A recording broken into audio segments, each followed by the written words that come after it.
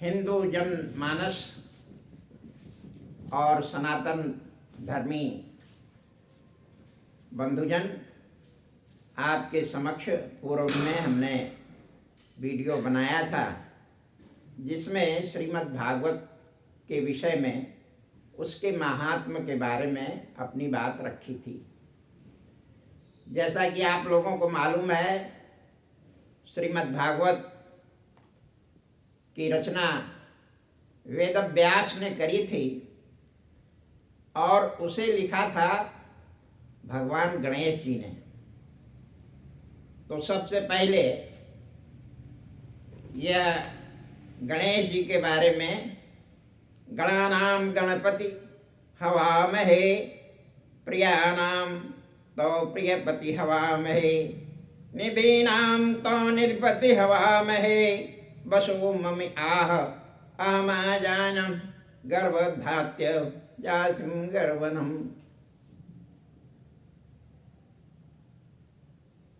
श्रीमद् भागवत के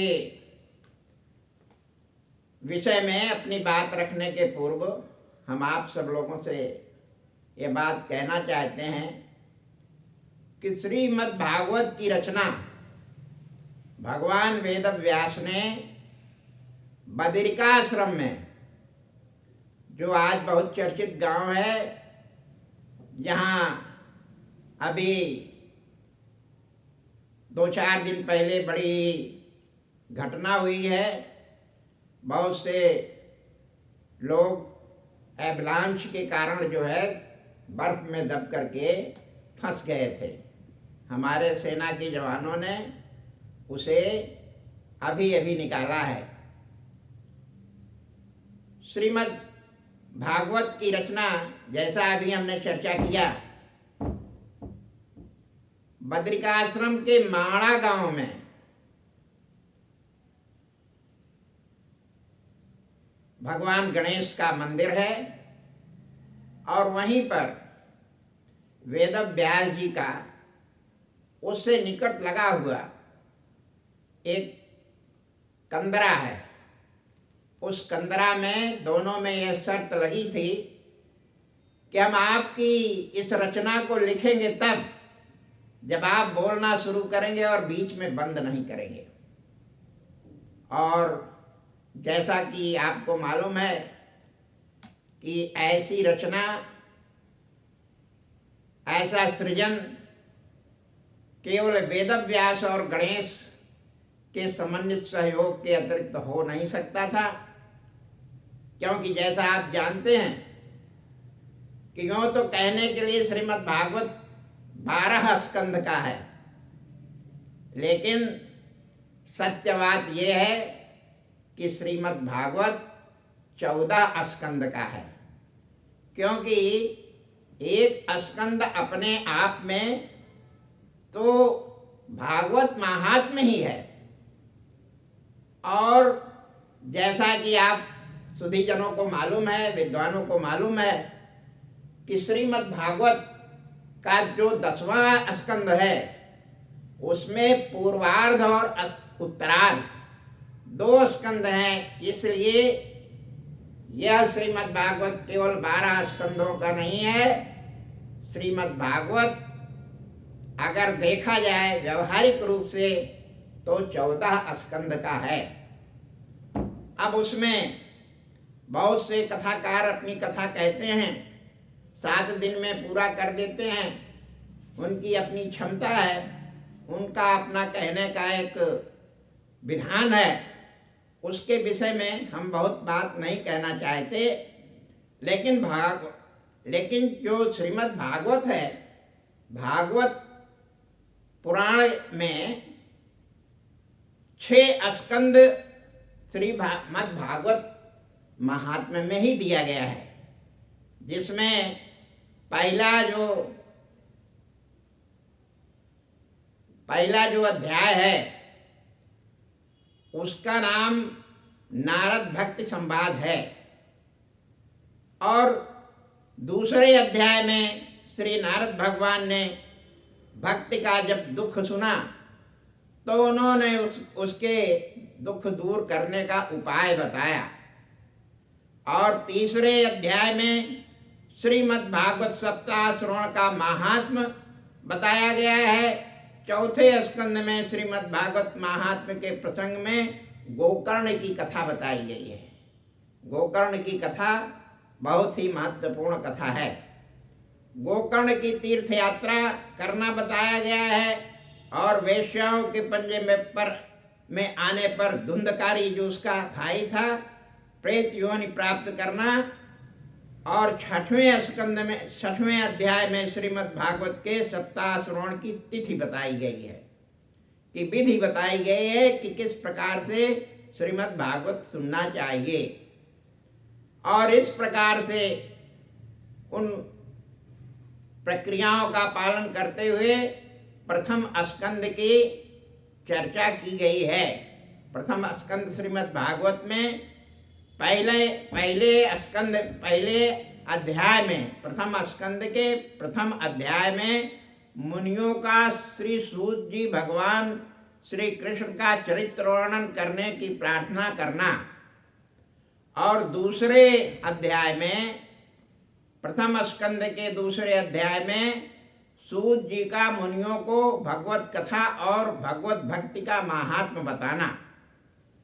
तीसरे अध्याय में भगवान के अवतारों का वर्णन किया गया है। चौथे अध्याय में भागवत पुराण की रचना का उपक्रम बताया गया है। पांचवें अध्याय में श्री व्यास मुनि की मना शांति के लिए नारद जी का उपदेश का वृत्तांत है। छठवें अध्याय में नारद जी के पूर्व जन्म की कथा बताई गई है। सातवें अध्याय में अश्वत्थामा का द्रौपदी के पुत्रों की हत्या करने का वृत्तांत है और अर्जुन का उसे दंडित करने का विधान है। आठवें अध्याय में अश्वत्थामा के अस्त्र से भगवान श्री कृष्ण द्वारा उत्तरा के गर्भ की रक्षा करना, कुंती की स्तुति करना, राजा युधिष्ठिर के शोक का वर्णन करना। नवें अध्याय में युधिष्ठिर के लिए भीम द्वारा सब धर्मों का निरूपण करना, कृष्ण की स्तुति और मुक्ति का वर्णन है। इस प्रकार से 10वें अध्याय में, प्रथम स्कंद के 10वें अध्याय में भगवान श्री कृष्ण का हस्तिनापुर से द्वारिका गमन तथा हस्तिनापुर की स्त्रियों द्वारा की गई भगवान की स्तुति का वर्णन है।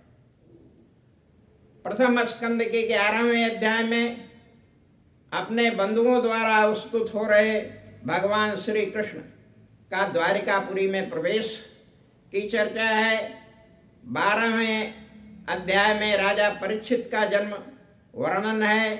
13वें अध्याय में विदुर जी के समझाने पर धृतराष्ट्र का गृह त्याग तथा नारद जी के द्वारा राजा युधिष्ठिर का ज्ञानोपदेश। 14वें अध्याय में नानाविध अरिष्टों को देखकर राजा युधिष्ठिर का शंकित होना तथा भगवान श्री कृष्ण के तिरोधान का अनुमान करना है। 15वें अध्याय में कलि का प्रवेश जानकर राज्यभार को परीक्षित के ऊपर छोड़कर पांडवों का स्वर्गारोहण की चर्चा है। 16वें अध्याय में राजा परीक्षित की दिग्विजय एवं पृथ्वी धर्म संवाद की चर्चा है। 17वें अध्याय में परीक्षित का सरस्वती तट पर कलयुग को यथोचित शिक्षा देकर उसको आश्रय देना। 18वें अध्याय में राजा परीक्षित को श्रृंगी ऋषि का शाप। 19वें अध्याय में परीक्षित के पास अवधूत वेश में सुखदेव जी का आना। यह 19 अध्याय प्रथम स्कंद में वर्णित किया गया है। इसी प्रकार श्रीमद् भागवत के द्वितीय स्कंद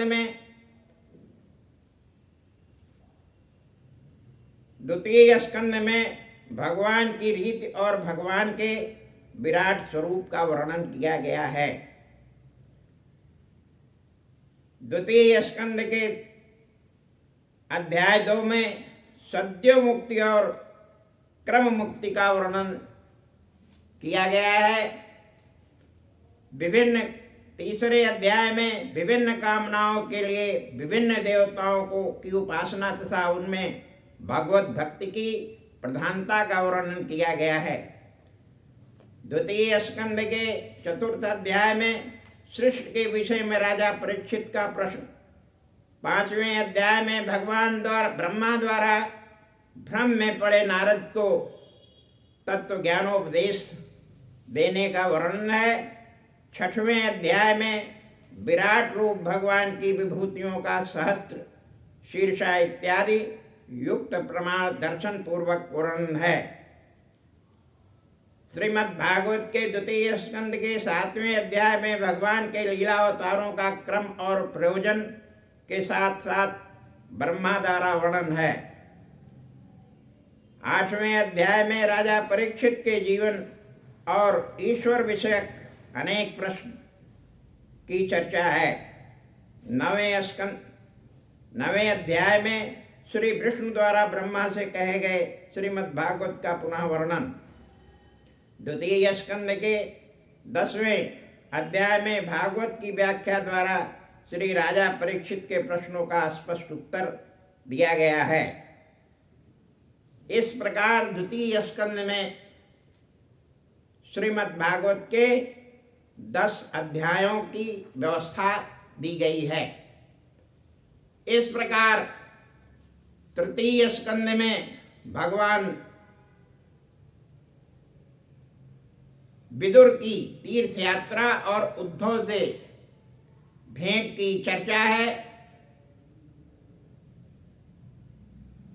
तृतीय स्कंद के 2 अध्याय में उद्धव द्वारा श्री कृष्ण की बाल लीलाओं का वर्णन है।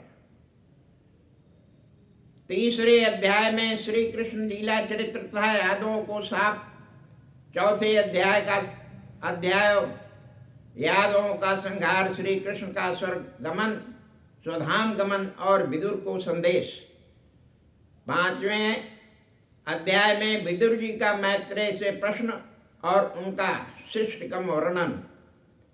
6वें अध्याय में विराट की उत्पत्ति और उसके आगे की सृष्टि का वर्णन किया गया है।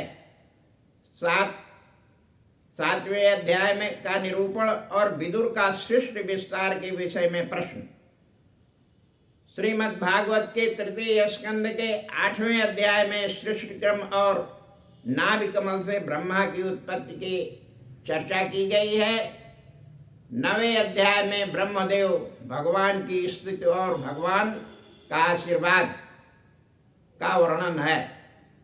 श्रीमद् भागवत के तृतीय स्कंद के 10वें अध्याय में 10 प्रकार के सृष्टि का वर्णन है। 11वें अध्याय में काल का निरूपण किया गया है। 12वें अध्याय में ब्रह्मदेव के शरीर और मन से सृष्टि के विषय में आख्यान है। 13वें अध्याय में भगवान का 12 अवतार और पृथ्वी का उद्धार करने की चर्चा है। 14वें अध्याय में दित्य का गर्भ धारण करना और तृतीय स्कंद के 4थे अध्याय में कुमारों का जय और विजय को साथ देने की चर्चा है। 16वें अध्याय में जय और विजय का वैकुंठ लोक से पतन और 17वें अध्याय में हिरण्यकश्यप की और हिरण्याक्ष की उत्पत्ति तथा हिरण्याक्ष का दिग्विजय का वर्णन है। 18वें अध्याय में भगवान 12 और हिरण्याक्ष का युद्ध की चर्चा है। 19वें अध्याय में हिरण्याक्ष का वध का वर्णन है।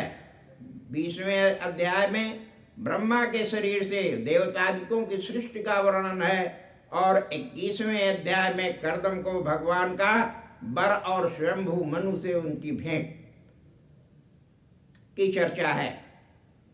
22वें अध्याय में देवहित से कर्दम ऋषि का विवाह और 23वें अध्याय में कर्दम और देवहित का विहार तथा देवहित की अंतिम प्रार्थना की चर्चा है। 24वें अध्याय में कपिल का आविर्भाव और कर्दम का प्रस्थान। 25वें अध्याय में देवहित का प्रश्न और कपिल का भक्ति के लक्षण कहना है। श्रीमद् भागवत के तृतीय स्कंद के 26वें अध्याय में महदादि तत्वों की उत्पत्ति तथा लक्षण एवं विराट की उत्पत्ति का वर्णन है। 27वें अध्याय में योग के अनुष्ठान का वर्णन है। 28वें अध्याय में भगवान के ध्यान का वर्णन है। 21वें अध्याय में भक्ति के साधन तथा ब्रह्म दर्शन की महत्ता तथा काल के स्वरूप का वर्णन है। 30वें अध्याय में सांसारिक जीव को इस लोक में प्राप्त होने वाली यातनाओं का वर्णन है। 31वें अध्याय में जीव के गर्भवास का वर्णन है। 32वें अध्याय में कर्म मार्गियों की गति तथा ब्रह्म तत्व ज्ञान का उपसंहार बताया गया है। 33वें अध्याय में कपिल का प्रयाण और देवहित का योग साधना से मोक्ष का वर्णन है। इस प्रकार से तृतीय स्कंद में श्रीमद् भागवत में 33 अध्याय की व्यवस्था दी गई है। चतुर्थ स्कंद श्रीमद् भागवत के में मनु की कन्याओं के साथ के वंश का वर्णन प्रथम अध्याय में दिया गया है।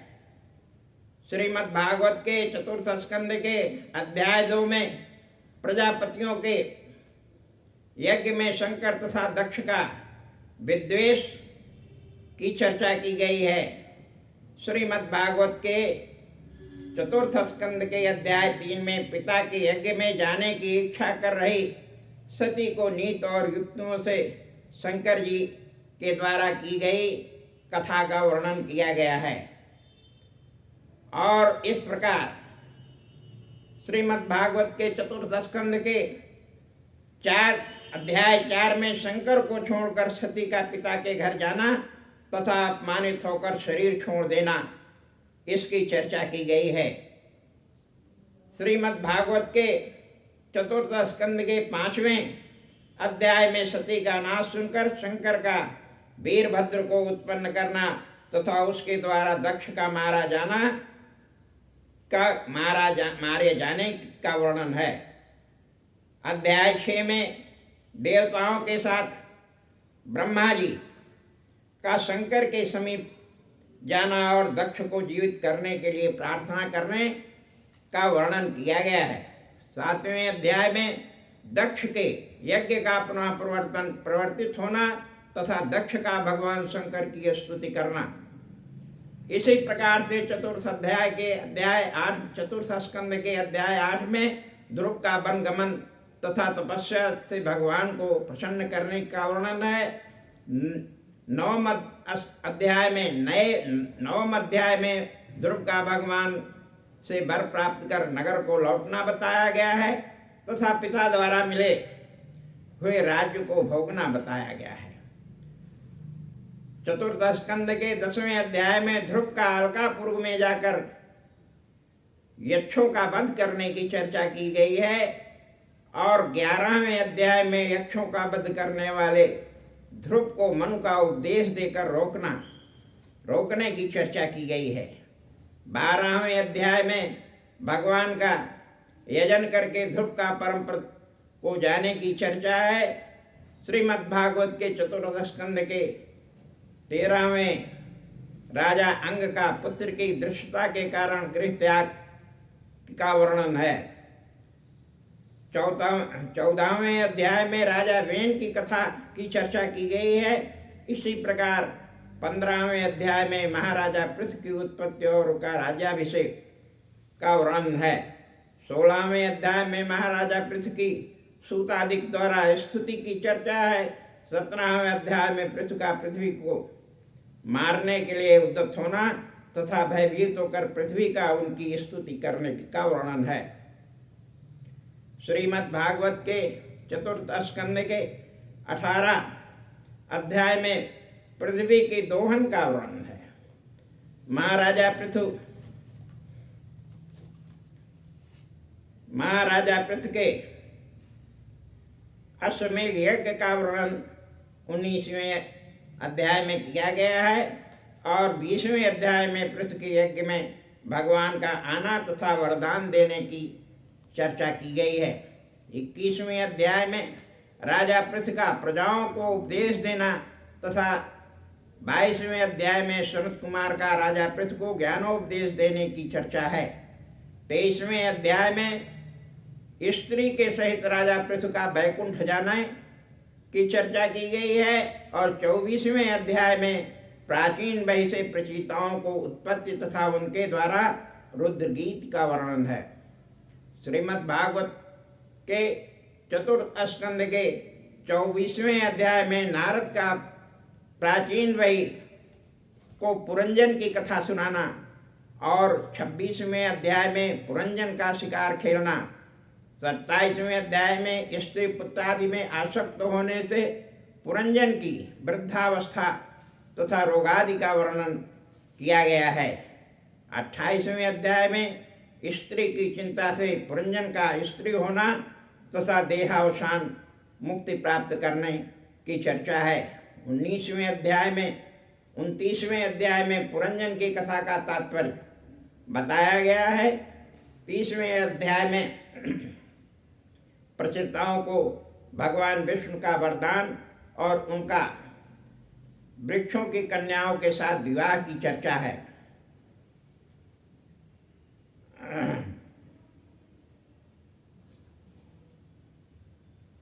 31वें अध्याय में दक्ष को राज्य देकर प्रचेताओं का वन में जाना तथा मुक्ति को प्राप्त करना। इस प्रकार से चतुर्थ स्कंद में 31 अध्याय की व्यवस्था दी गई है। इसी प्रकार पंचम स्कंद में पंचम स्कंद के प्रथम अध्याय में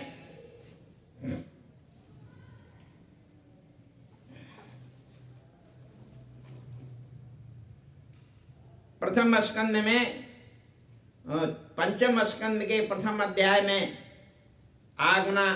आग्नेय का चरित्र वर्णन किया गया है और दूसरे अध्याय में नाभि के यज्ञ से प्रसन्न होकर ऋषभ रूप से भगवान का अवतार का वर्णन है। चौथे अध्याय में ऋषभ का राज्य पालन के विषय में वर्णन किया गया है और 5वें अध्याय में ऋषभ देव का उपदेश का वर्णन है। श्रीमद् भागवत के पंचम स्कंद के 6वें अध्याय में ऋषभ का अवधूत की भांति आचरण करना बताया गया है और 7वें स्कंद में 7वें अध्याय में राजर्षि भरत का चरित्र बताया गया है। श्रीमद् भागवत के पंचम स्कंद के 8वें अध्याय के में अंत समय में भरत की मृग में आसक्ति और मृग जन्म के विषय में आख्यान बताया गया है। 9वें अध्याय में भरत का ब्राह्मण जन्म तथा जड़वत वृत्ति के विषय में बताया गया है। श्रीमद् भागवत के पंचम स्कंद के 11वें अध्याय में ब्राह्मण जड़भरत का रहुगुणों को उपदेश देना और 12वें अध्याय में रहुगुणों के प्रश्न का समाधान करना। इस प्रकार से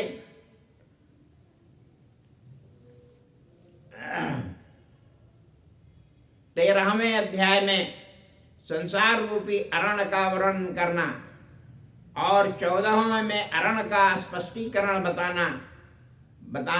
बताया गया है और 15वें अध्याय में श्रीमद् भागवत के भरत वंश के में उत्पन्न होते हुए राजाओं का वर्णन है।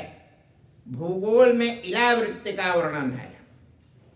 श्रीमद् भागवत के पंचम स्कंद में भूगोल में इलावृत्त का वर्णन किया गया है। 17वें अध्याय में जम्बू द्वीप की नदियों तथा इलावर्त का वर्णन किया गया है। 18वें अध्याय में जम्बू द्वीप के भद्रादि वर्षों का वर्णन है। इसी प्रकार से 19वें स्कंद अध्याय में किम पुरुषादि वर्षों का वर्णन किया गया है। 20वें अध्याय में प्रक्षादि 6 दीपों का वर्णन किया गया है। 21वें अध्याय में भगवान श्री सूर्य देव का वर्णन किया गया है। ग्रह नक्षत्रों का वर्णन किया गया है 22वें अध्याय में और 30वें अध्याय में शिशुमार संस्थान का वर्णन किया गया है। श्रीमद् भागवत के पंचम स्कंद के 24वें अध्याय में पाताल का वर्णन किया गया है। 25वें अध्याय में भगवान का अनंत का वर्णन है। 26वें अध्याय में विविध नरकों का वर्णन किया गया है कि कितने प्रकार के नरक हैं। इस तरह से पंचम स्कंद में वेद व्यास ने 26 अध्यायों का वर्णन किया है। इस प्रकार से षष्ठ स्कंद में, छठवें स्कंद में भगवान ने दासीपति अजामिल ब्राह्मण के चरित्र का वर्णन किया है और भगवान विष्णु के दूतों द्वारा उसके गुणों का निरूपण तथा अजामिल को विष्णु पद की प्राप्ति के विषय में बताया गया है। श्रीमद् भागवत के 6वें स्कंद के 3रे अध्याय में यमराज और यमदूतों का परस्पर वार्तालाप के विषय में चर्चा है और चौथे अध्याय में हंस के स्तोत्र का वर्णन है। श्रीमद् भागवत के 6वें स्कंद के 5वें अध्याय में हर्यश्व और शौलाष्ट नाम वाले 10 पुत्रों की विरक्ति का वर्णन है और दक्ष का नारद को साथ देना भी इसी में है। 6वें अध्याय में प्रजापति दक्ष से जायमान संतान संख्या और उनके कुल का विस्तार वर्णन है और 7वें अध्याय में देवताओं द्वारा बृहस्पति का तिरस्कार करने से ईश्वरविहीन होना तथा विश्वरूप को पुरोहित चुनना जैसे विषय की चर्चा है।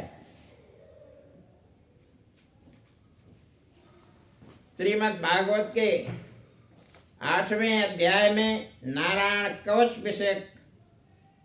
विषय का वर्णन है।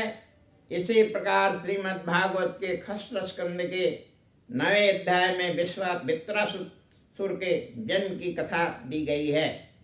10वें अध्याय में देवताओं का दधीच ऋषि के पास जाकर के उनकी अस्थियां मांगना और उनसे वज्र बनाकर वित्रासुर के साथ युद्ध करने की चर्चा की गई है। श्रीमद् भागवत के षष्ठ स्कंद के 12वें अध्याय में वृत्तासुर का दैत्य सेनाओं को वीरोचित उपदेश देने की चर्चा है। श्रीमद् भागवत के 6वें स्कंद के 12वें अध्याय में दैत्यपति वृत्तासुर का स्वर्गाधिपति इंद्र द्वारा वध की चर्चा है। 13वें अध्याय में वृत्तासुर का वध करने के से ब्रह्म हत्या का इंद्र को सताना की चर्चा है और 14वें अध्याय में वृत्तासुर के पूर्व जन्म का इतिहास और पुत्र शोक में संतप्त राजा तथा राजमंडल को अंगिरा ऋषि और देवर्षि नारद का उपदेश का वर्णन है। 16वें स्कंद में नारद जी के उपदेश से राजा चित्रकूट को वैराग्य और भगवान शंकरषण का दर्शन की चर्चा है। 17वें अध्याय में चित्रकेतु को पार्वती का श्राप देना तथा 18वें अध्याय में दित्य आदित्य के वंश की कथा और मरुद्गणों की उत्पत्ति का वर्णन है। 6वें स्कंद के 19वें अध्याय में पुंसवन नामक व्रत का वर्णन है। इसी प्रकार से षष्ठ स्कंद में 6वें स्कंद में 19 अध्यायों की व्यवस्था दी गई है।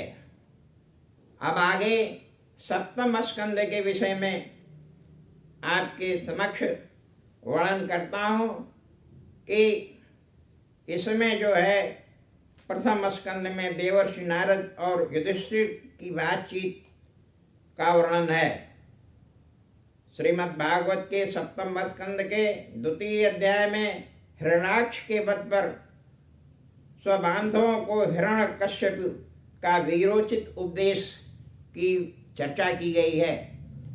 श्रीमद् भागवत के 3 स्कंद 8वें स्कंद के श्रीमद् भागवत के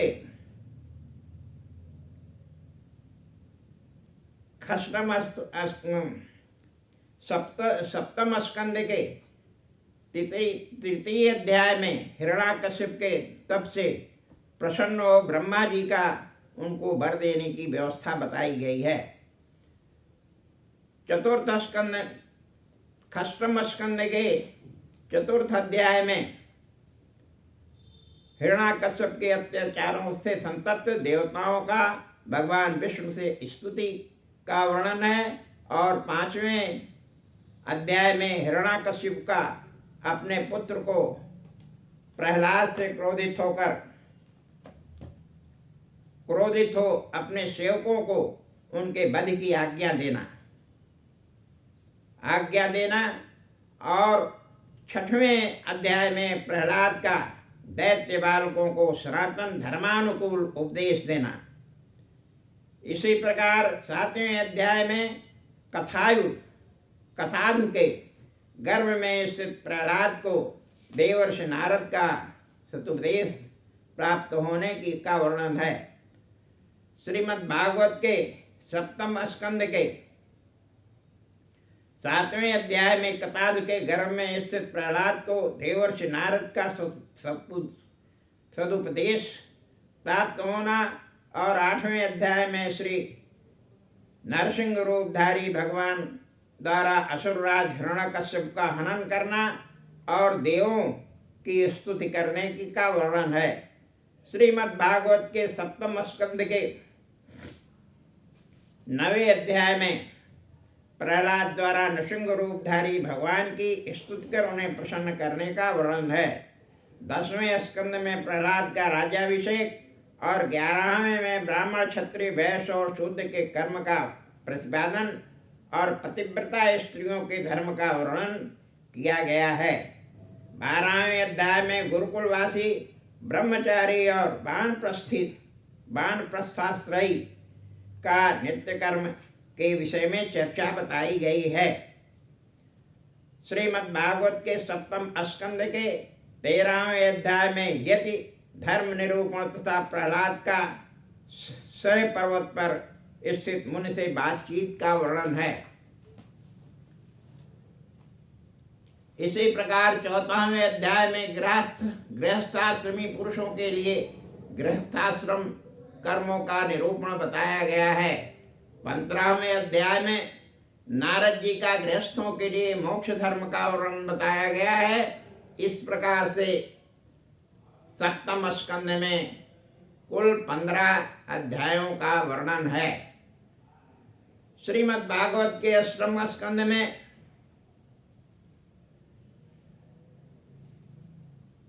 के प्रथम अध्याय में स्वयंभू आदि 4 मनुओं का वर्णन किया गया है। दूसरे अध्याय में गजेंद्र की अलक्रीड़ा ग्राह द्वारा पकड़ा जाना इसकी चर्चा है और तृतीय अध्याय में गजेंद्र द्वारा अस्तुत श्री हरि का शीघ्र करके ग्राह से छुड़ाने का वर्णन है। चौथे अध्याय में गज और ग्राह के पूर्व जन्म की कथा बताई गई है।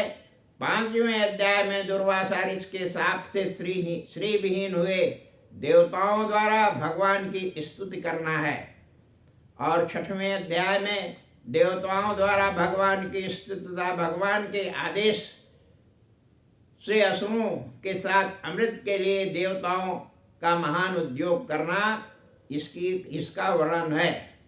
7वें स्कंद में समुद्र मंथन से उत्पन्न विष के भय से व्याकुल प्राणियों द्वारा स्तुत भगवान शंकर का विषपान की चर्चा है। समुद्र से उत्पन्न लक्ष्मी का भगवान को अपना वर चुनना तथा धन्वंतर के अमृत कलश का दैत्यों द्वारा अपहरण हो जाने पर मोहिनी रूप की उत्पत्ति का वर्णन श्रीमद् भागवत के अष्टम स्कंद के 8वें अध्याय में है। 9वें अध्याय में मोहिनी रूपधारी भगवान के द्वारा देवताओं को अमृत प्रदान करने की व्यवस्था दी गई है। 10वें स्कंद में अष्टम स्कंद के 10वें अध्याय में देवासुर संग्राम और भगवान श्री हरि द्वारा माली सुमाली के वध का वर्णन किया गया है। 11वें अध्याय में देवासुर संग्राम में बचे हुए देवताओं तथा दैत्यों को नारद का आदेश एवं मरे हुए दैत्यों को शुक द्वारा पुनः जीवन दान देने की का वर्णन किया गया है। 12वें अध्याय में मोहिनी रूप देखने के लिए उत्सुक शंकर जी को मोहित करने के लिए भगवान का उन्हें सांत्वना देने का वर्णन किया गया है। श्रीमद् भागवत के अष्टम स्कंद के 13वें अध्याय में सप्तम मनवंतर से लेकर संपूर्ण मनवंतरों का पृथक पृथक वर्णन किया गया है।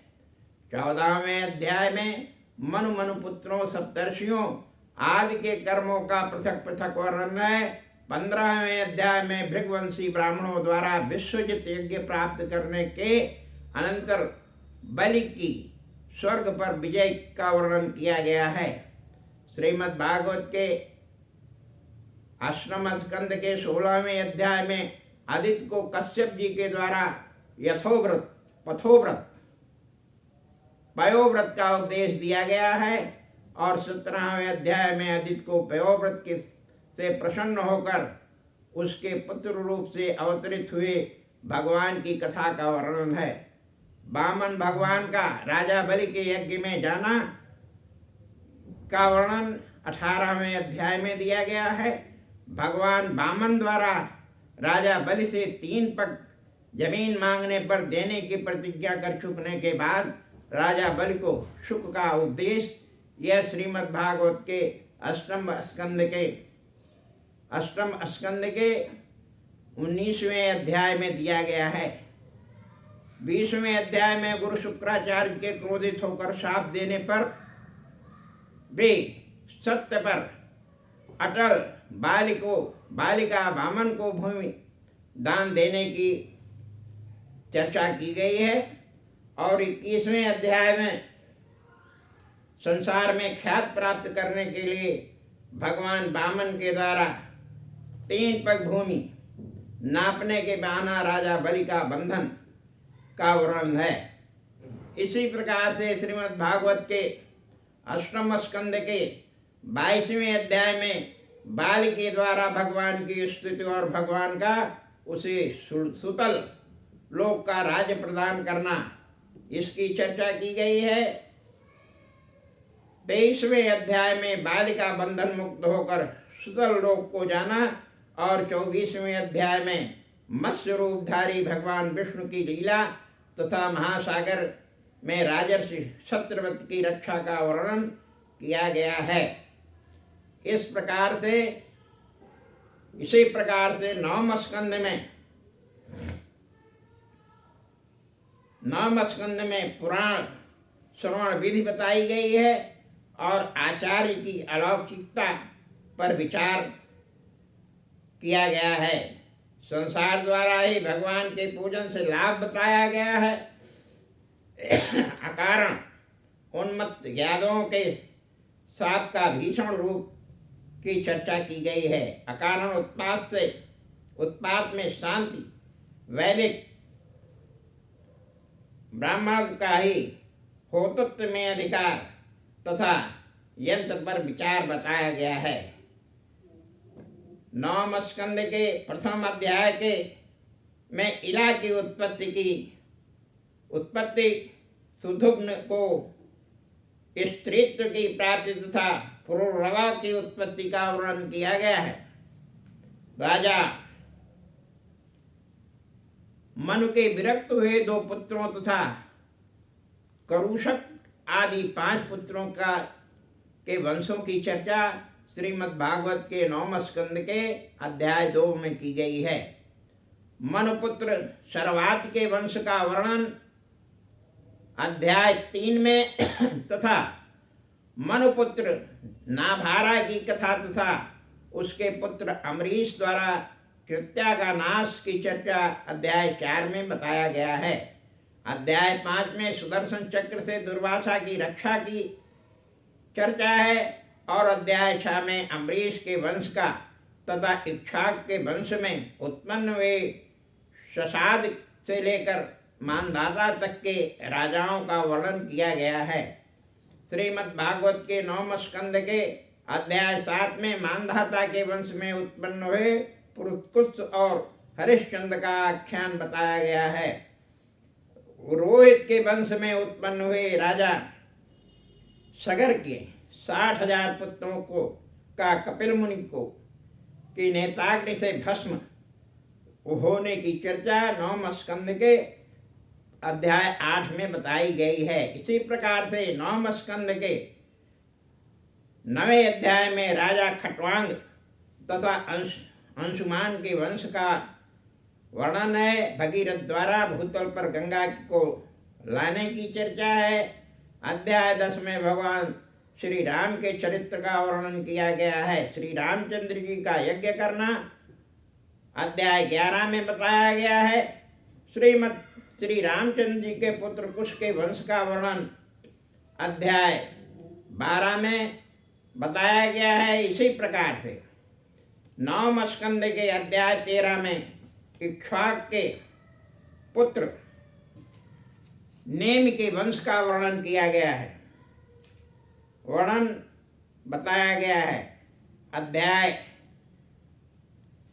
14 में चंद्रवंश का वर्णन किया गया है और 9वें स्कंद के अध्याय 15 में परशुराम द्वारा सहस्त्रार्जुन के वध की चर्चा बताई गई है। अध्याय 16 में सहस्त्रार्जुन के पुत्रों द्वारा जमदग्नि का वध और परशुराम द्वारा पुनः क्षत्रियों के संघर्ष की चर्चा तथा विश्वामित्र के वंश का वर्णन किया गया है। अध्याय 17 में पुरुरवा के ज्येष्ठ पुत्र आयु के वंश के का वर्णन है। अध्याय 18 में राजा ययाति की कथा बताई गई है। अध्याय 19 में राजा ययाति के वैराग्य और गृह त्याग की चर्चा है और इसी प्रकार से श्रीमद् भागवत के 9वें स्कंद के अध्याय 20 में पुरुवंश में उत्पन्न दुष्यंत के पुत्र भरत के वंश का वर्णन किया गया है। अध्याय 21 में राजा दुष्यंत के पुत्र वितस के वंश का वर्णन करते हुए रंतदेव तथा अजमीर आदि के चरित्र का वर्णन है। श्रीमद् भागवत के 9वें स्कंद के अध्याय 22 में दियोदास के वंश के बाद जरासंध, पार्थ और दुर्योधन आदि का वर्णन बताया गया है। अध्याय 23 में ययाति के पुत्र अनुदुय, तुर्वस और यदु वंश का वर्णन किया गया है। इसी प्रकार से श्रीमद् भागवत के 9वें स्कंद के अध्याय 24 में बलदेव और भगवान श्री कृष्ण का वर्णन है। इस प्रकार से श्रीमद् भागवत के 9वें स्कंद में 24 स्कंद हैं जो श्रीमद् भागवत की कथा के महत्वपूर्ण आख्यान और व्यवस्थाएं हैं। श्रीमद् भागवत पुराण के 10वें स्कंद के बारे में 2 स्कंद हैं। 10वें स्कंद में प्रथम स्कंद पूर्वार्ध स्कंद बोला जाता है और दूसरे को उत्तरार्ध बोला जाता है। 10वें स्कंद में गंगा पूजन के विषय में चर्चा है, साप्ताहिक पूजन क्रम की चर्चा है, श्री कृष्ण पूजन की चर्चा है, पुस्तक पूजन की चर्चा है, व्यास पूजन की चर्चा है, कामना परक संकल्पों का संकलन की चर्चा है, द्रव्य देवता, गोपालों के नाम, उपगोपालों के गण, 64 महंत, 32 उपमहंत, अष्ट सखी और 9 मंजरी तथा अष्ट कविराज की चर्चा है। श्रीमद् भागवत के 10वें स्कंद के पूर्वार्ध स्कंद में भगवान द्वारा पृथ्वी को आश्वासन, वसुदेव और देवकी का विवाह तथा आकाशवाणी सुनकर कंस के द्वारा देवकी के 6 पुत्रों को मार डालने की चर्चा की गई है। दूसरे अध्याय में योग माया का देवकी के 7वें गर्भ को रोहिणी के गर्भ में डाल आना और भगवान का देवकी के गर्भ में आना। दसम स्कंद के अध्याय 3 में भगवान का अवतार लेना, वसुदेव और देवकी का स्तुति करना तथा वसुदेव को उन्हें गोकुल ले जाने की चर्चा की गई है। अध्याय 4 में योग माया के द्वारा यह बतलाना कि कंस को मारने वाले ने जन्म ले लिया है और कंस द्वारा बालकों के नाश का निश्चय की व्यवस्था श्रीमद् भागवत के 10वें स्कंद के पूर्वार्ध स्कंद में है। और चौथे अध्याय में नंद का अपने पुत्र का जन्मोत्सव मनाना तथा कंस को कर देने के लिए मथुरा जाना। 6वें अध्याय में नंद का गोकुल लौटते समय रास्ते में पूतना का वृत्तांत सुनना तथा उससे विस्मित होना। इसी प्रकार से 10वें स्कंद के उत्तरार्ध स्कंद में श्री कृष्ण द्वारा षटकासुर एवं तृणावर्त का उद्धार तथा विश्व रूप दिखलाना। 8वें अध्याय में बलराम तथा कृष्ण का नामकरण, कृष्ण का मिट्टी खाना तथा माता को मुंह में सारा ब्रह्मांड दिखलाना, यह श्रीमद् भागवत के 10वें स्कंद के पूर्वार्ध खंड में दिया हुआ है। 9वें स्कंद में 9वें अध्याय में श्री कृष्ण का मटकी फोड़ना तथा यशोदा का उन्हें डोरी से बांध देना, इसकी चर्चा है। श्रीमद् भागवत के 10वें स्कंद के पूर्वार्ध स्कंद में कृष्ण का नलकूबर और मणिग्रीव का उद्धार करने की चर्चा है। 11वें अध्याय में श्री कृष्ण द्वारा वत्स और बकासुर का उद्धार का वर्णन है। 12वें अध्याय में अघासुर का उद्धार और 13वें अध्याय में ब्रह्मा का बालक बछड़ों को चुराना और भगवान का स्वयं बालक बछड़े बन जाना, इसका वर्णन है। श्रीमद् भागवत के 10वें स्कंद के पूर्वार्ध स्कंद में ब्रह्मा जी द्वारा भगवान श्री कृष्ण की स्तुति करना और 14वें अध्याय में श्री कृष्ण द्वारा धेनुकासुर का उद्धार करना एवं कल युद्ध के जलपान में मृत गौओं एवं गोपाल बालकों की रक्षा करना। अध्याय 16 में कृष्ण का कालिया दान और 17वें में कालिया नाग की कलियुदा में आने की कथा। श्री कृष्ण का व्रजवासियों ने को दावाग्नि से बचाना और अध्याय 18 में बलराम द्वारा प्रलंबासुर का उद्धार करना। 19वें अध्याय में श्री कृष्ण का वनाग्नि पी लेना और 20वें अध्याय में वर्षा और शरद ऋतु का वर्णन और कृष्ण के बरसाती खेल की चर्चा है। श्रीमद् भागवत के 10वें स्कंद के 21वें अध्याय में वेणु गीत की व्यवस्था की गई है और 22वें अध्याय में गोपियों का कात्यायनी देवी का व्रत करना और भगवान श्री कृष्ण का चीरहरण लीला का की चर्चा है। अध्याय 23 में भगवान के आग्रह से भूखे गाल बालों का यज्ञशाला में जाकर भोजन मांगना और अध्याय 24 में इंद्र की पूजा रोककर श्री कृष्ण का गोवर्धन पूजा की सलाह देना, इसकी व्यवस्था है। अध्याय 24 में इंद्र का कोप और कृष्ण का गोवर्धन धारण करना और 24-26 अध्याय में गोप का नंदन को कृष्ण का महात्म बतलाना, कामधेनु और इंद्र के द्वारा श्री कृष्ण का अभिषेक करना और श्री कृष्ण का नंद बाबा को वरुण लोक में जाना, वरुण लोक से ले आना, इसकी चर्चा अध्याय 28 में दी गई है। श्रीमद् भागवत के 10वें स्कंद के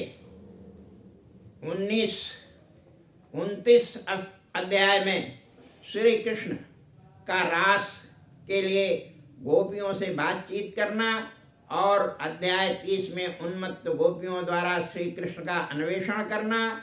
अध्याय 31 में दर्शन की अभिलाषा कर रही गोपियों द्वारा भगवान के गुणों का गान करना, गोपी गीत जिसे कहते हैं। और इसी तरह से अध्याय 32 में भगवान का प्रकट होना तथा गोपियों को सांत्वना देना, श्रीमद् भागवत के 10वें स्कंद के 33वें अध्याय में श्री कृष्ण का गोपियों के साथ महारास क्रीड़ा करना और अध्याय 34 में सुदर्शन और शंखचूड़ का उद्धार करना। अध्याय 34 में युगल गीत का वर्णन है। अध्याय 36 में अरिष्टासुर उद्धार तथा कंस का अक्रूर जी को ब्रज भेजने की चर्चा है। अध्याय 37 में केशी और व्योमासुर का उद्धार करने की चर्चा है।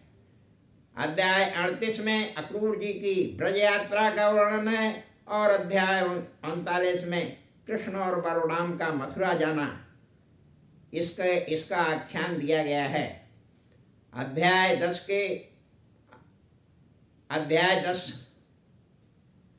स्कंद 10 पूर्वार्ध के अध्याय 39 में कृष्ण और बलराम का मथुरा जाने की चर्चा है। अध्याय 40 में अक्रूर जी का भगवान की स्तुति करना और अध्याय 41 में श्री कृष्ण का मथुरा में पहुंच जाना।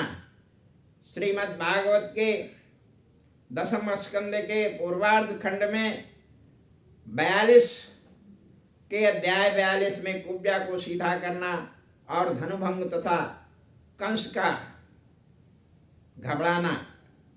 अध्याय 43 में कुबलया पीड़ का उद्धार और श्री कृष्ण बलराम का रंगशाला में आना इसका वर्णन किया गया है। श्रीमद् भागवत के 10वें स्कंद के 44वें अध्याय में चाणूर और मुष्टिक आदि पहलवानों तथा कंस के वध का वर्णन किया गया है। श्रीमद् भागवत के 45वें अध्याय में श्री कृष्ण का नंद बाबा को सांत्वना देना और उग्रसेन को अभिषिक्त करने और गुरुकुल में प्रवेश करने की चर्चा है। श्रीमद् भागवत के 10वें स्कंद में 45 अध्याय बताए गए हैं। 49 अध्याय बताए गए हैं और 46वें अध्याय में उद्धव जी को ब्रज भेजने की चर्चा है।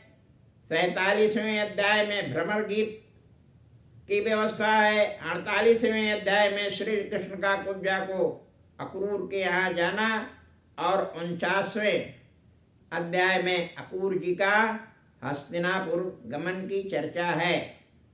आपको जैसा हमने उल्लेख किया था कि श्रीमद् भागवत के 10वें स्कंद में 2 स्कंद हैं। प्रथम को पूर्वार्ध स्कंद कहते हैं जिसमें 49 अध्याय हैं और इसी प्रकार से 10वें स्कंद का एक और अध्याय है उसको उत्तरार्ध अध्याय कहते हैं। उत्तरार्ध स्कंद बोला जाता है और इसमें भी उसी प्रकार से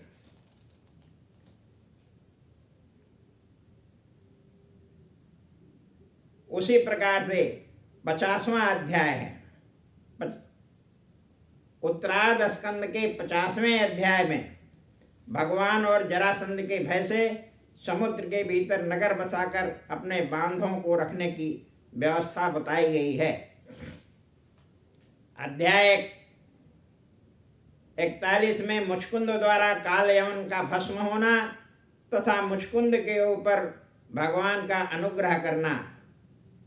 अध्याय 52 में जरासंध को चकमा देकर बलराम और श्री कृष्ण का द्वारिका में प्रवेश तथा रुक्मिणी हरण। श्रीमद् भागवत के उत्तरार्ध स्कंद के 54वें अध्याय में शत्रुपक्षी राजाओं को जीत लेने के बाद रुक्मी को कुरूप बनाकर छोड़ देने पर श्री कृष्ण का द्वारिका में रुक्मिणी से विवाह। अध्याय 44 में प्रद्युम्न जन्म और शंबरासुर की वध की कथा का वर्णन है। अध्याय 10 के उत्तरार्ध खंड के अध्याय 46 में मिथ्या अभियोग लगने पर स्वमंतक मणि का भगवान श्री कृष्ण द्वारा अन्वेषण तथा जाम्बवान और शत्रुजित की कन्या के साथ विवाह की चर्चा है। अध्याय 47 में सोए हुए सत्राजित को मारकर शतधन्वा का सैंतक मणि को ले लेना और श्री कृष्ण द्वारा शतधन्वा का वध अक्रूर के से मणि की प्राप्ति तथा उन्हें पुनः द्वारिका में बसाना, इसकी व्यवस्था का वर्णन है। अध्याय 48 में कालिंदी आदि 5 कन्याओं का भगवान द्वारा पाणिग्रहण और अध्याय 49 में भौमासुर को मारकर उसके घर से 16,000 राजकन्याओं को अपने घर में ले आने की चर्चा की गई है।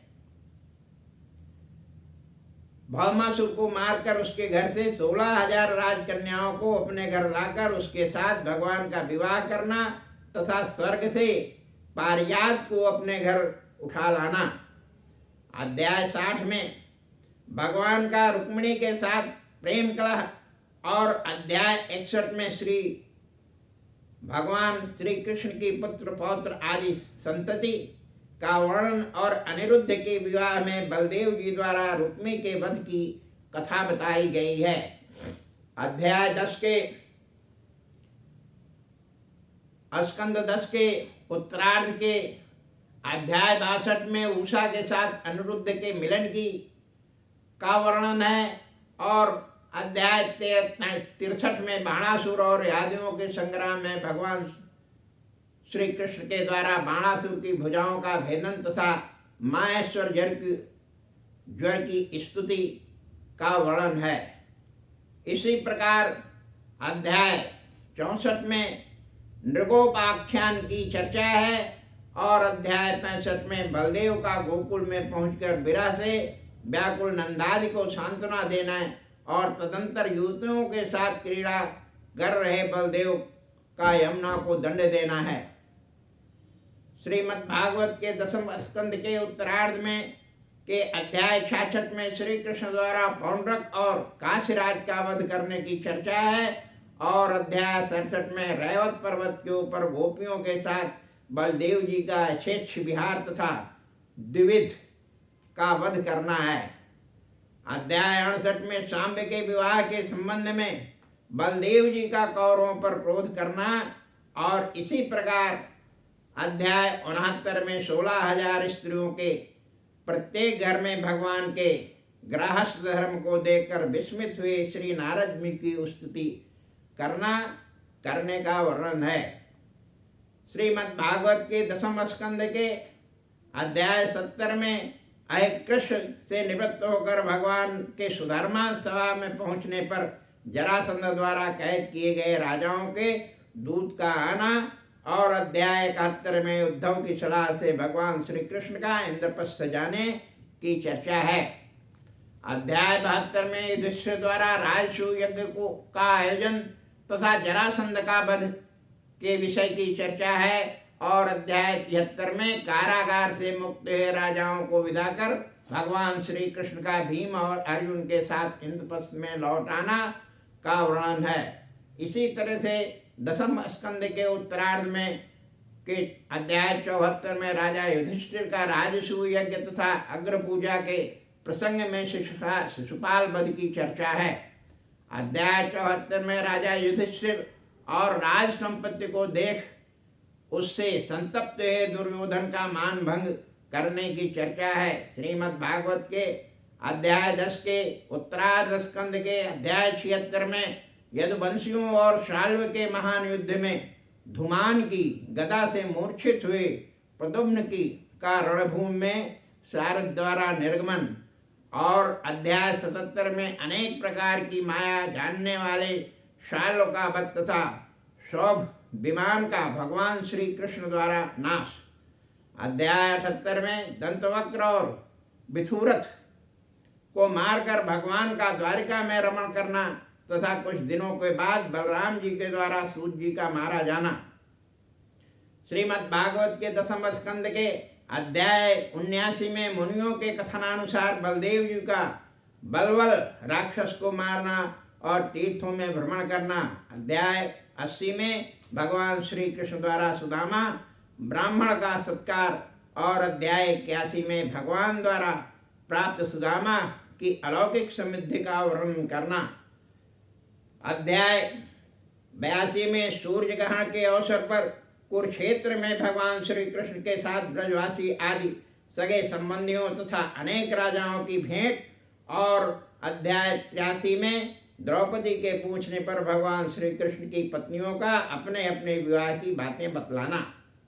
श्रीमद् भागवत के 10वें स्कंद के अध्याय 84 में वसुदेव जी का विष्णु यज्ञोपवीत तथा उसमें समागत बंधुओं को विदाई का वर्णन है। अध्याय 85 में श्री कृष्ण तथा बलराम जी का अपने पिता वसुदेव जी को ज्ञान प्रदान करना तथा माता जी को उनके मृत बच्चों को लाकर देना, इसका वर्णन किया गया है। श्रीमद् भागवत के 10वें स्कंद के अध्याय 86 में सुभद्रा का अपहरण तथा भगवान श्री कृष्ण का अपने भक्त मैथिल राजा एवं सुतदेव ब्राह्मण के ऊपर अनुग्रह करने का वर्णन है। श्रीमद् भागवत के 10वें स्कंद के उत्तरार्ध में भगवान की वेदों द्वारा स्तुति बताई गई है, और अध्याय 88 में बकासुर को भगवान शंकर का वर देना, और अध्याय 89 में ब्रह्मा विष्णु और महेश इसमें श्रेष्ठ कौन है, इनका भृग द्वारा परीक्षा करने का वर्णन किया गया है। अध्याय 90 भगवान श्री कृष्ण के लीला विहार तथा यादवों के वंश विस्तार का वर्णन है। इस प्रकार से श्रीमद्भागवत के प्रथम स्कंद और द्वितीय श्रीमद्भागवत के 10वें स्कंद के उत्तरार्ध और पूर्वार्ध दोनों को मिलाकर के 90 अध्यायों का वर्णन है। इसके पश्चात श्रीमद्भागवत में एकादश स्कंद के विषय में हम आपके समक्ष अपनी बात रखना चाहते हैं। एकादश स्कंद में उन्मत्त यादवों को पिंडारक क्षेत्र में ऋषियों का भीषण साप देने का वर्णन किया गया है, और अध्याय 2 में वसुदेव का प्रश्न और उत्तर में नारद का उन्हें राजा जनक और 9 योगीश्वरों का संवाद सुनाना का वर्णन है। श्रीमद् भागवत के एकादश स्कंद के अध्याय 3 में भगवान विष्णु की माया के बारे में निमि का प्रश्न और अंतरिक्ष का उत्तर। अध्याय 4 में भगवान ने नानाविध अवतारों का विशिष्टात्मक वर्णन किया है, और अध्याय 5 वैदिक कर्म का रहस्य तथा युगानुसार भगवान की महिमा का वर्णन श्रीमद् भागवत के स्कंद 11 के 5वें अध्याय में दिया गया है। देवताओं द्वारा द्वारिका में आकर प्रार्थना करना, द्वारिका में उत्पाद और उद्भव का श्री कृष्ण से प्रार्थना करना। अध्याय 7 में अवधूत का आख्यान तथा कपोत के वंश का उपाख्यान, और श्रीमद् भागवत के एकादश स्कंद के अध्याय 8 में अवधूत का अजगरादि से प्राप्त शिक्षा का कथन और पिंगला नामक वेश्या का उपाख्यान। श्रीमद् भागवत के एकादश स्कंद के अध्याय 9 में क्रूर पक्षी आदि से प्राप्त शिक्षा, और अध्याय 10 में निष्काम कर्म की श्रेष्ठता और सकाम कर्म की निंदा बताई गई है। अध्याय 11 में बद्ध और मुक्तों के लक्षण तथा साधु के लक्षण बताए गए हैं। अध्याय 12 में परमात्मा में अनन्य भाव का महत्व और आत्मज्ञान के विषय में का वर्णन है। श्रीमद् भागवत के एकादश स्कंद के अध्याय 13 में हंस शनकादिक संवाद, और अध्याय 14 में परम पुरुषार्थ तथा उसके साधनों का वर्णन बताया गया है।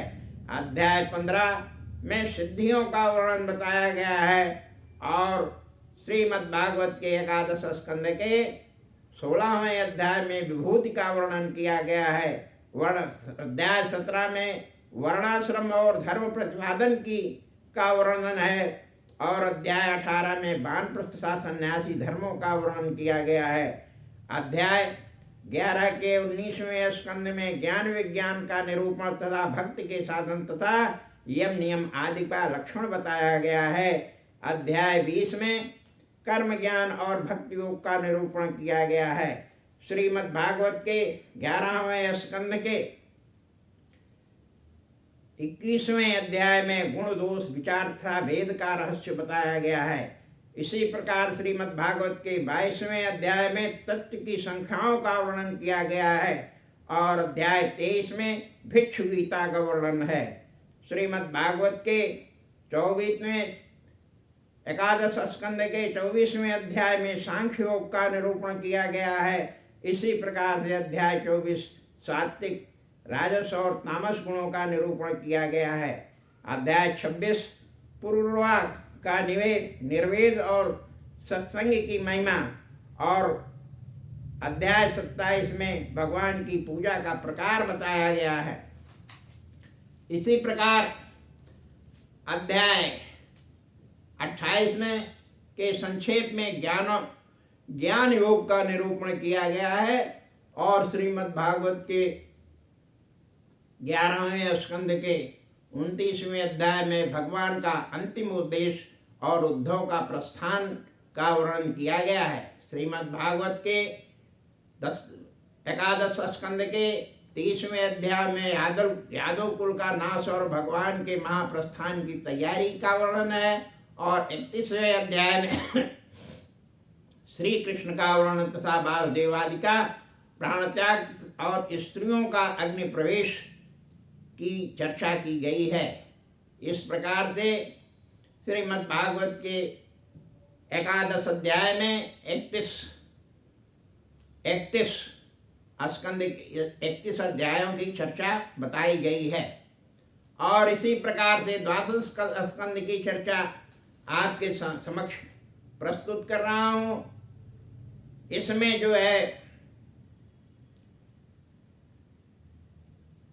श्री कृष्ण चंद्र के परम धाम के बारे में के बाद पृथ्वी के राजाओं का वर्णन श्रीमद् भागवत के द्वादश स्कंद के प्रथम अध्याय में बताया गया है।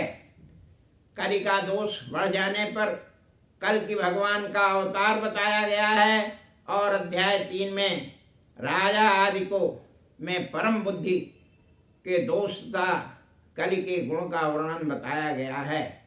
श्रीमद् भागवत के द्वादश स्कंद के अध्याय 3 में राजा आदि में ममत्व बुद्धि के दोष और कलि के गुण का वर्णन है और अध्याय 4 में प्रलय वर्णन की चर्चा है। अध्याय 5 में परब्रह्म के उपदेश से मृत्यु के भय का निवारण, राजा परीक्षित को मोक्ष, जन्मेजय का नाग यज्ञ तथा वेदों के विषय में का वर्णन है और इस प्रकार से श्रीमद् भागवत के दसम स्कंद के 7वें अध्याय में अथर्ववेद की संहिताओं का लक्षण पूर्वक पुराणों का वर्णन है। स्कंद 12 के द्वादश स्कंद के अध्याय 8 में मार्कंडेय जी की तपस्या का वर्णन किया गया है। 9 अध्याय में मार्कंडेय जी द्वारा भगवान की माया का अवलोकन बताया गया है और श्रीमद् भागवत के 12वें स्कंद में भगवान शंकर का मार्कंडेय ऋषि को वरदान देने की चर्चा है। महापुरुष के लक्षण तथा सूर्य के व्यूह का प्रतिमास का पृथक पृथक वर्णन श्रीमद् भागवत के द्वादश स्कंद के 11वें अध्याय में बताया गया है। श्रीमद् भागवत की संक्षिप्त विषयानुक्रमण का क्रम का और अध्याय 13 में यथाक्रम पुराण श्लोकों की संख्या तथा भागवत के दान महात्म्य के का वर्णन किया गया है। इस प्रकार से हमने आपके समक्ष श्रीमद् भागवत के विषय में बताया कि इसमें द्वादश स्कंधों का जो 14 स्कंध अगर उसको माना जाए तो 14 स्कंद है, अन्यथा जो है श्रीमद् भागवत में 12 स्कंद हैं और 12 स्कंदों में जो उसका क्रम दिया गया है उसे हमने आप लोगों के समक्ष रखा। हम आपसे यह कहना चाहते हैं कि श्रीमद् भागवत या अन्य पुराणों के बारे में, वेदों के बारे में आप जब तक स्वयं अपना समय निकाल करके उसके बारे में समझने का प्रयास नहीं करेंगे, कोई आपको सत्य बात बताने के लिए तत्पर नहीं होगा। अगर आप उसे जानना चाहते हैं तो समय निकाल करके श्रीमद् भागवत या पुराणों की व्यवस्था करिए और उसमें जो है समय दे करके ग्रंथों को गुरु बनाइए और ग्रंथ आपके का मार्गदर्शन करेंगे। आप उनका अध्ययन करिए और श्रीमद् भागवत के माध्यम से अपने वेदों को, अपने चारों वेदों को, अपने स्मृतियों को, अपने पुराणों को जानने का प्रयास करिए, क्योंकि इन्हीं पुराणों, इन्हीं वेदों, इन्हीं स्मृतियों के सहारे हमारा सनातन धर्म कायम है। अगर दुनिया में कोई धर्म है तो एक ही धर्म है, उसका नाम सनातन धर्म है। और जितने भी धर्म हैं या जिनको धर्म कहा जाता है वो धर्म नहीं है, वो किसी व्यक्ति के द्वारा चलाए गए हैं। और जो हमारा सनातन धर्म है वह धर्माधारित इत्याहु एक व्यवस्था है, ऐसा ऋषियों ने कहा है। इसके विषय में यह किसी व्यक्ति ने नहीं बनाया है, यह प्राकृतिक धर्म है। और इसके विषय में ऋषियों ने, जिसे आज कल साइंटिस्ट कहते हैं, आज की भाषा में रिसर्चर्स कहते हैं, अंग्रेजी में अनुसंधानकर्ता कहते हैं ऋषियों को, उन्हीं अनुसंधानकर्ताओं ने इसके सनातन धर्म के विषय में अपने अनुसंधानों के आधार पर इन पुराणों का संकलन किया है, इसे बनाया है, जो हमारे और आपके और मानवता के लिए बहुत ही आवश्यक है। आप और हम मिलकर के इस विषय पर समय दे करके अपने ज्ञान को बढ़ावें और अपने ज्ञान से इस सनातन धर्म के को और अधिक समृद्ध बनावें। इस प्रार्थना के साथ मैं अपनी वाणी को विराम देता हूँ। आज के अवसर पर इतना ही। समस्त सनातन धर्मावलंबियों को मेरा सादर प्रणाम है और अंत में निवेदन है कि इसको गंभीरता से लें। और आज के अवसर पर इतना ही। अंत में भगवान वासुदेव की का स्मरण करते हुए आप सबको प्रणाम करता हूँ, सादर प्रणाम। अगला वीडियो फिर हम आपके समक्ष शीघ्र ही प्रस्तुत करेंगे, उसका लिंक डिस्क्रिप्शन में दिया जाएगा। और आपने हमें सुना, इसके लिए आपको बहुत बहुत धन्यवाद।